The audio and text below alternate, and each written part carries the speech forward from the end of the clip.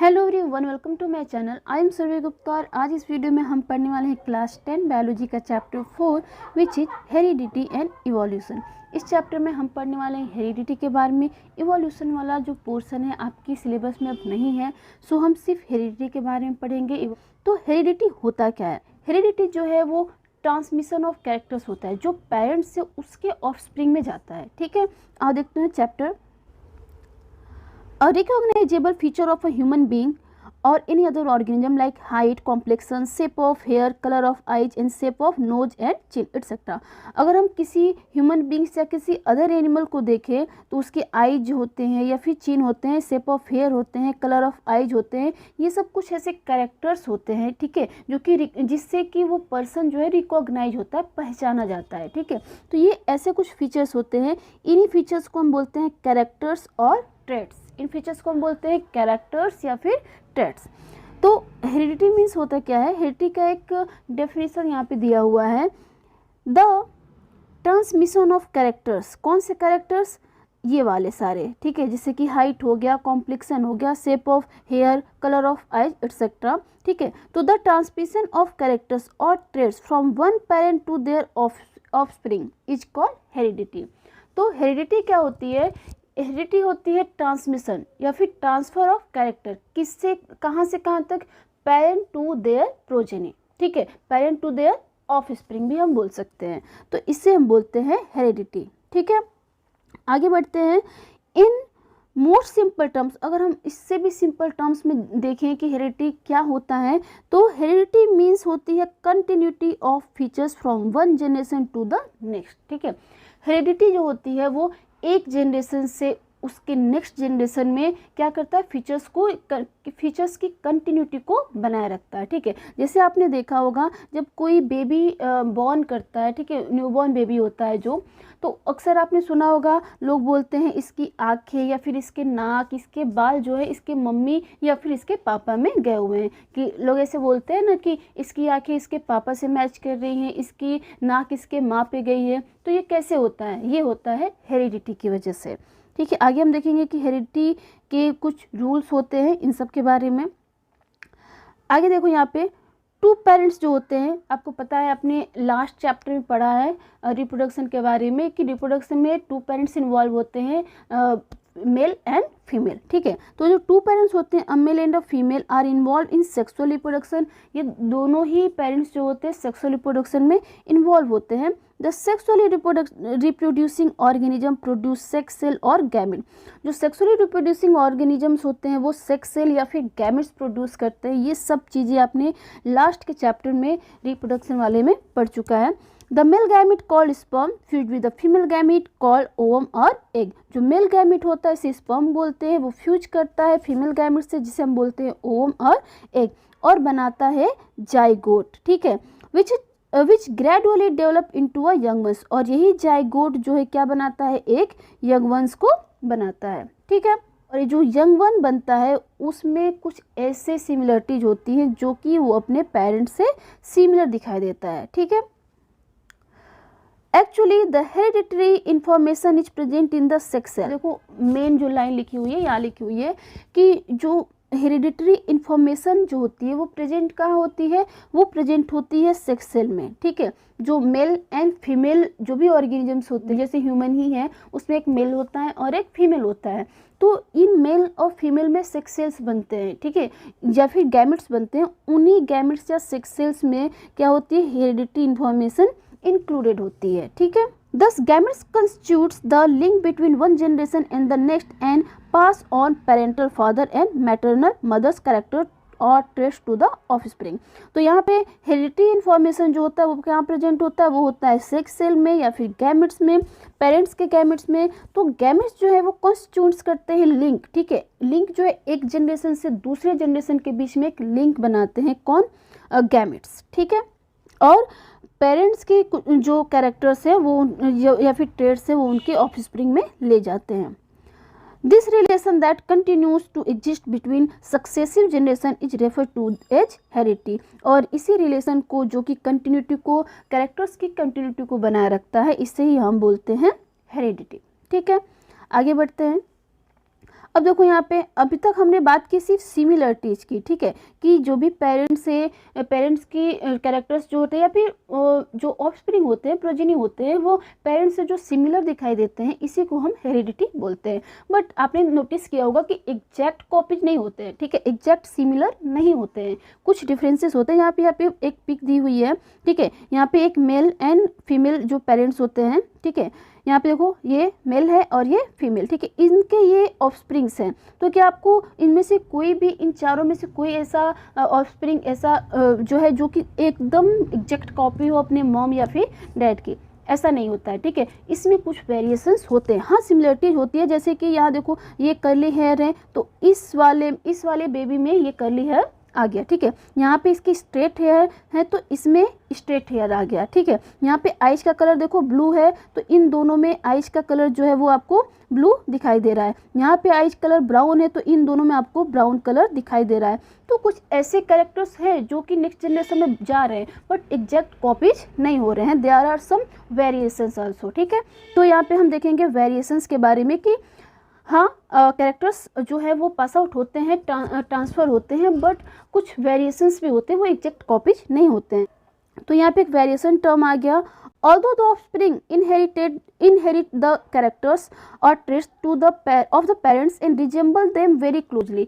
हाँ, बिल्कुल ये सही बात है कि हाँ, कैरेक्टर्स जो है वो ऑफस्प्रिंग में जाते हैं, ठीक है, पेरेंट्स के, और वो बहुत ही क्लोजली रिजेंबल भी करते हैं, मतलब सिमिलरिटी दिखती है, बट वो पूरी तरह से एग्जैक्ट कॉपीज नहीं होते हैं।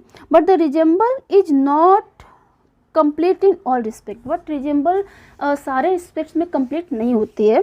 The offsprings are never a true copy of the parent, ठीक है, जो ऑफस्प्रिंग्स होते हैं वो पेरेंट के कभी भी ट्रू कॉपीज नहीं होते हैं।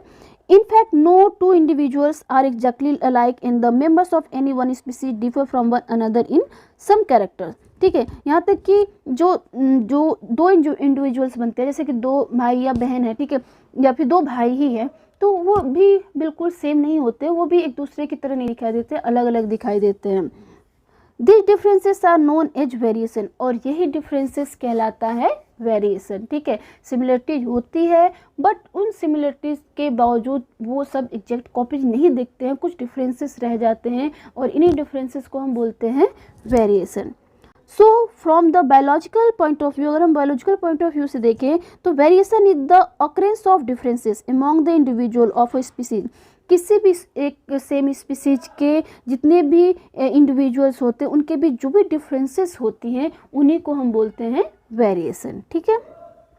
अगर हम एग्जाम्पल की बात करें, people have different heights, peoples जो होते हैं उनकी डिफरेंट हाइट्स होती है, ठीक है, कोई एग्जैक्ट हाइट सेम हाइट का नहीं होता है। एक ही घर में, एक ही फैमिली में हम देखें तो उस फैमिली में भी जितने भी मेंबर्स होते हैं, सबकी हाइट जो है वो डिफरेंट होती है। देयर कॉम्प्लेक्शन भी डिफरेंट होती है, वेरिएशंस होते हैं, टाइप ऑफ हेयर में, कलर ऑफ आइज में, shape of nose and shape of chin also show differences. इस सारी कैरेक्टर्स में भी आपको डिफरेंसेस दिखाई देते हैं।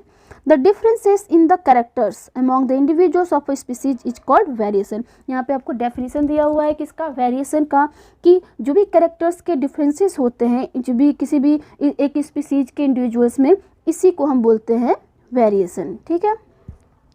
सीधी सी बात है, अगर सिमिलरिटी है पेरेंट टू प्रोजेनी तो हम बोलेंगे हेरिडिटी है, एंड अगर डिफरेंसेस दिखाई दे रहे हैं पेरेंट टू प्रोजेनी में आपस में या फिर किसी स्पीसीज के इंडिविजुअल्स में, तो हम इसे बोलेंगे variation. For example, human height is a trait. Human height एक हम कैरेक्टर या ट्रेट के रूप में लेते हैं, तो हमें उसमें बहुत सारे वेरिएशंस दिखाई देते हैं। This is because some peoples are very tall, some are less tall, some have medium height, some have short height, where others are very short. इस तरह से आपको कई सारे हाइट दिखाई देते हैं, कुछ बहुत लंबे होते हैं, मीडियम होते हैं, कुछ बहुत शॉर्ट होते हैं, तो इस तरह से आपको डिफरेंट हाइट्स के लोग दिखाई देते हैं।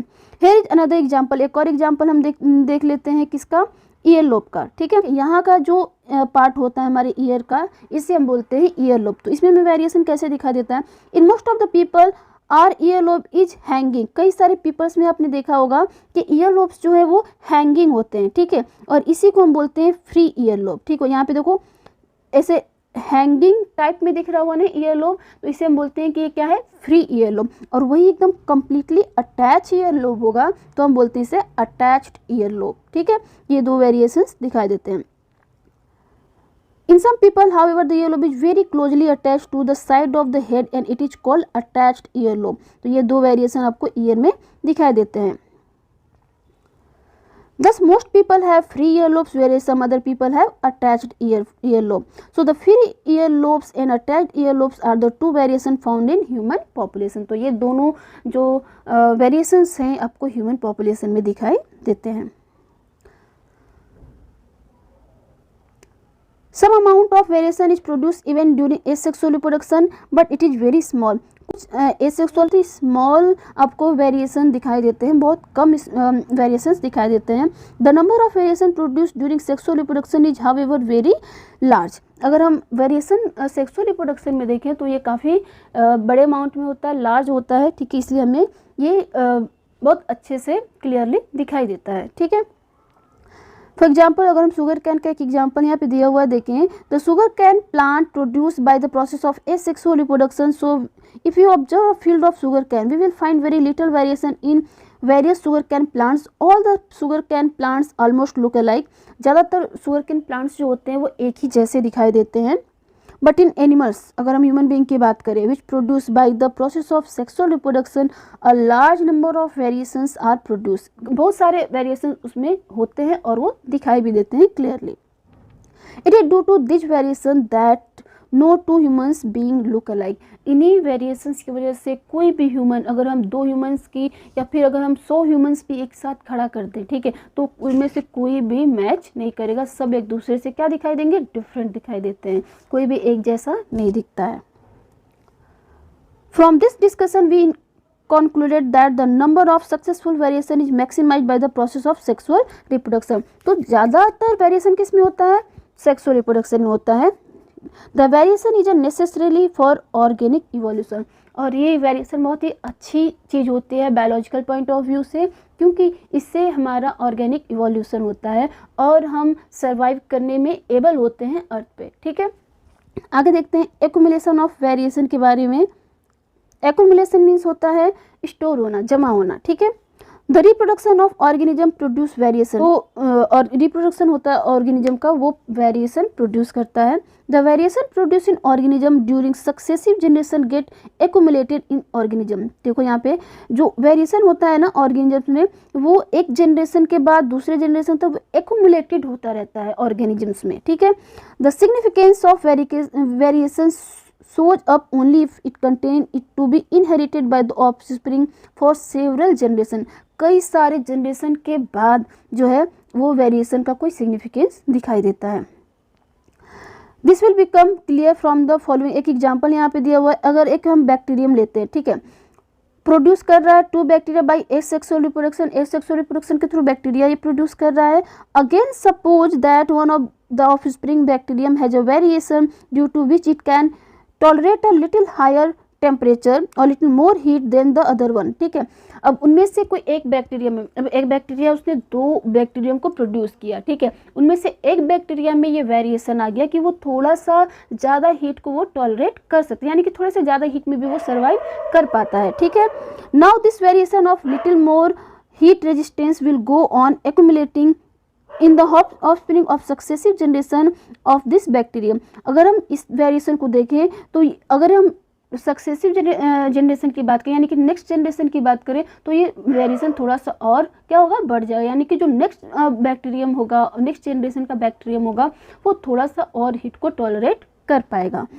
And this will ultimately give rise to a variant of bacteria which will be highly heat resistant. और इस तरह से ये क्या बना लेगा, एक अल्टीमेटली एक वेरिएंट बन जाएगा बैक्टीरिया का, जो कि हाईली हीट रेजिस्टेंस पे भी सर्वाइव कर सकता है। ठीक है, and able to survive even at very high temperature. ठीक है, और वो सर्वाइव कर सकता है बहुत ही हाई टेम्परेचर में। जैसे कि कोरोना के टाइम पे भी ऐसा देखा जा रहा था कि कोरोना वायरस में भी वेरिएशंस आ रहे थे, तो वो जो भी इन्वायरमेंट उसको जैसे कि जो भी चेंजेस आ रही थी उसको भी वो टॉलरेट कर पा रहा था, जो उसके अंदर जो भी वेरिएशन आ रहा था और वो एक्यूमुलेट हो रहा था। तो जो न्यू जनरेशन बनते जा रहे थे कोरोना के, वो वेरिएंट बन रहे थे वायरसेस, और वो एबल थे उसके अंदर सर्वाइव करने की एबिलिटी आती जा रही थी। ठीक है, उसी को हम वेरिएंट वायरसेस या वेरिएंट बैक्टीरिया भी बोलते हैं।